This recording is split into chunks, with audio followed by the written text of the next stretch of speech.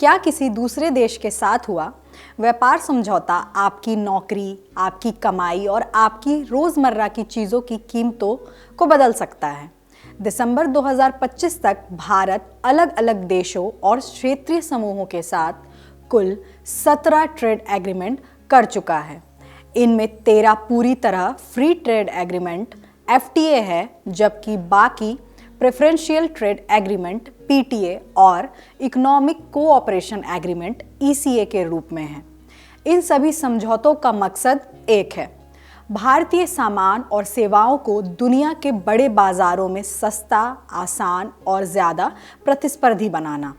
यह सिर्फ कूटनीति या बड़े उद्योगों की कहानी नहीं, बल्कि यह तय करने वाला कदम है कि भारतीय सामान, भारतीय किसान और भारतीय युवा आने वाले समय में वैश्विक बाजार में कितनी मजबूत जगह बना पाएंगे।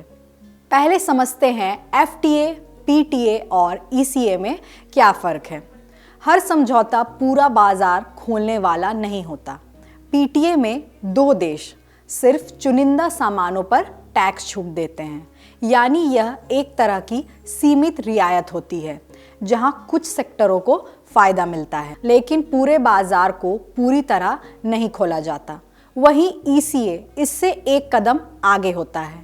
इसमें सिर्फ सामानों का व्यापार नहीं, बल्कि निवेश, तकनीक, सेवाएं, स्किल डेवलपमेंट और आर्थिक सहयोग भी शामिल होता है। मकसद यह होता है कि दोनों देश कुल मिलाकर अपनी अर्थव्यवस्थाओं को मजबूत करें। अब FTA यानी फ्री ट्रेड एग्रीमेंट, आसान शब्दों में कहें तो जब 2 देश आपस में यह तय कर लेते हैं कि वह एक दूसरे के सामान पर लगने वाला आयात शुल्क, टैक्स कम करेंगे या खत्म करेंगे, तो उसे FTA कहा जाता है। इससे दोनों देशों का सामान सस्ता पड़ता है और व्यापार बढ़ता है। जैसे अगर भारत का कपड़ा ओमान में बिना टैक्स जाएगा तो वहाँ सस्ता बिकेगा और ज़्यादा खरीदा जाएगा। भारत का 17वां ट्रेड पार्टनर क्यों अहम है?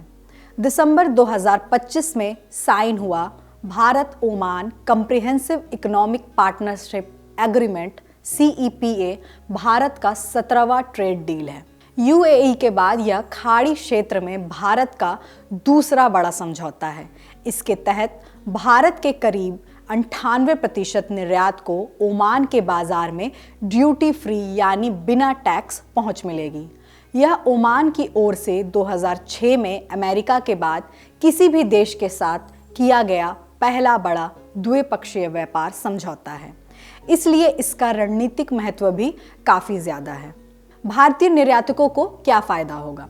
इस समझौते से भारत के कपड़ा, रेडीमेड गारमेंट्स, चमड़ा, जूते, रत्न आभूषण, इंजीनियरिंग सामान, ऑटो पार्ट्स और दवा उद्योगों को सीधा फायदा मिलेगा। अब इन उत्पादों पर ओमान में भारी टैक्स नहीं लगेगा, जिससे भारतीय कंपनियां वहां अपने माल को सस्ते दाम पर बेच सकेंगी। इसका सीधा मतलब है ज़्यादा ऑर्डर, ज़्यादा उत्पादन और ज़्यादा रोजगार। किसानों और ग्रामीण अर्थव्यवस्था पर असर कैसे पड़ेगा? कृषि आधारित उत्पाद, प्रोसेस्ड फूड और समुद्री उत्पाद भी इस समझौते के दायरे में आते हैं। इससे किसानों को नए बाजार मिलेंगे और उनकी उपज सिर्फ भारत तक सीमित नहीं रहेगी। जब निर्यात बढ़ेगा तो किसानों को बेहतर दाम मिलने की संभावना भी बढ़ेगी। अब सबसे महत्वपूर्ण सवाल पर आते हैं, आम नागरिक को क्या लाभ मिलेगा? FTA का फायदा सिर्फ कारोबारियों को नहीं होता। जब निर्यात बढ़ता है तो फैक्ट्रियों में काम बढ़ता है, नए रोजगार बनते हैं और आय बढ़ती है। दूसरी ओर भारत ओमान से खजूर, मार्बल और पेट्रोकेमिकल जैसे कुछ उत्पादों पर आयात शुल्क घटाएगा, जिससे ये चीज़ें भारतीय बाजार में अपेक्षाकृत सस्ती हो सकती हैं, यानी उपभोक्ताओं को भी राहत मिलेगी। सेवाओं और नौकरियों के लिए क्यों अहम है यह समझौता? ओमान हर साल अरबों डॉलर की सेवाओं का आयात करता है, लेकिन इसमें भारत की हिस्सेदारी अभी कम है। इस समझौते के बाद IT, हेल्थ केयर, शिक्षा और बिजनेस सर्विसेज में भारतीय पेशेवरों के लिए वहां काम करना आसान होगा। भारतीय कंपनियां ओमान में 100% एफडीआई के जरिए अपनी कंपनियां खोल सकेंगी, जिससे विदेश में भारतीय प्रतिभा की मांग बढ़ेगी। इस समझौते में भारत ने अपनी सुरक्षा कैसे सुनिश्चित की? सरकार ने यह भी ध्यान रखा है कि घरेलू उद्योग को नुकसान न हो, इसलिए डेयरी, चाय, कॉफी, तंबाकू, सोना चांदी जैसे संवेदनशील क्षेत्रों को इस समझौते से बाहर रखा गया है। यानी एफटीए खुलापन जरूर लाता है, लेकिन बिना देश के हितों से समझौता किए। देश की अर्थव्यवस्था को कुल मिलाकर क्या फायदा होगा? वित्त वर्ष 2024-25 में भारत ओमान व्यापार 10 अरब डॉलर के पार पहुंच चुका है और ओमान में करीब 7 लाख भारतीय रहते हैं। यह समझौता व्यापार, निवेश और रोजगार तीनों को नई रफ्तार देगा। साथ ही ओमान पश्चिम एशिया और अफ्रीका के बाजारों के लिए भारत का एक मजबूत प्रवेश द्वार बन सकता है।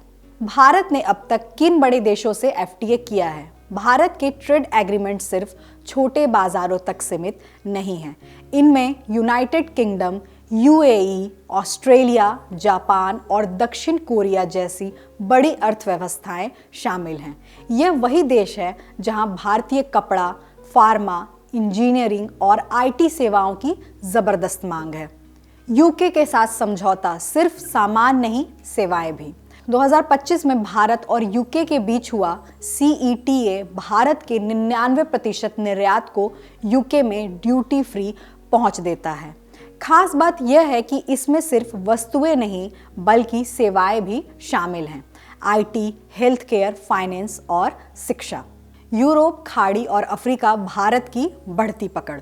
2024 में भारत ने ईएफटीए देशों स्विट्जरलैंड, नॉर्वे, आइसलैंड और लिक्टेनस्टीन के साथ पहला एफटीए किया, जिसमें 100 अरब डॉलर के निवेश और 10 लाख नौकरियों का वादा शामिल है।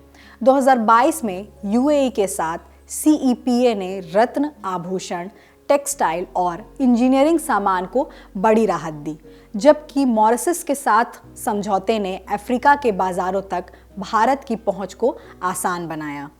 आगे की तैयारी कहां-कहां चल रही बातचीत।